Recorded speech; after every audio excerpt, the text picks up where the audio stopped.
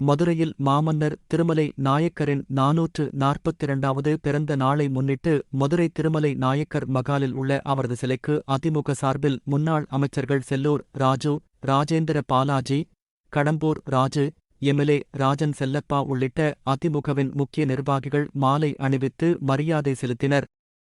பின்னர் செய்தியாளர்கள் அத்திக்கடவு அவிநாசி திட்ட நிகழ்ச்சியை முன்னாள் அமைச்சர் செங்கோட்டையன் புறக்கணித்தது குறித்து கேள்வி எழுப்பினர். இதனால் டென்ஷனான செல்லூர் ராஜு கூறுகையில், ஏங்க இது என்னங்க அர்த்தம் இல்லாமல் இருக்கு? எங்க கட்சியை தான் நீங்க பேசுறீங்க, ஒண்ணுமே இல்லை.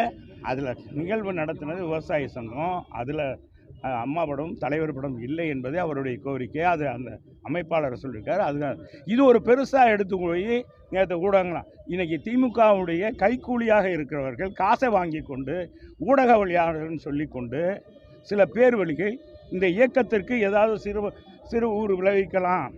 இன்னைக்கு புரட்சித் தலைவர் அம்மாவுடைய வழியில் கழகத்தை வலுவாக கொண்டு செல்கின்ற அடுத்த தமிழகத்துடைய முதலமைச்சர் எடப்பாடியார் என்ற எல்லாரும் போற்றக்கூடிய அளவுக்கு இருக்கின்ற எடப்பாடியோருடைய செல்வாக்கையும் அதிமுக செல்வாக்கையும் சிறுமைப்படுத்த வேண்டும் என்பதற்காக இன்றைக்கு போட்டி போட்டு கொண்டு பேசுகிறீர்கள்.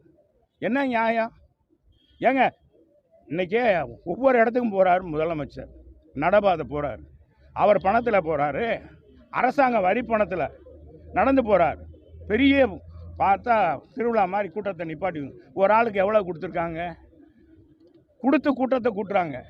எங்கள் எடப்பாடியாருக்கு விவசாயிகள் அத்திக்கடவு அவிநாசி திட்டத்தை பல்லாண்டு காலமாக ஏறத்தாழ சொன்னால் ஒரு 100 ஆண்டு காலமாக அதற்காக அந்த பகுதி மக்கள் வாழிக்கொண்டு இருக்கிறார்கள். வெறும் தரிசு நிலங்க, தரிசு நிலத்தை இன்றைக்கு பொன்முளையும் பூமியாக மாற்றுகிற அந்த திட்டத்தை எங்கள் அம்மாவுக்கு தொடங்கி இன்றைக்கு அண்ணன் எடப்பாடியார்கள் முடித்து வைத்திருக்கிறார்கள்.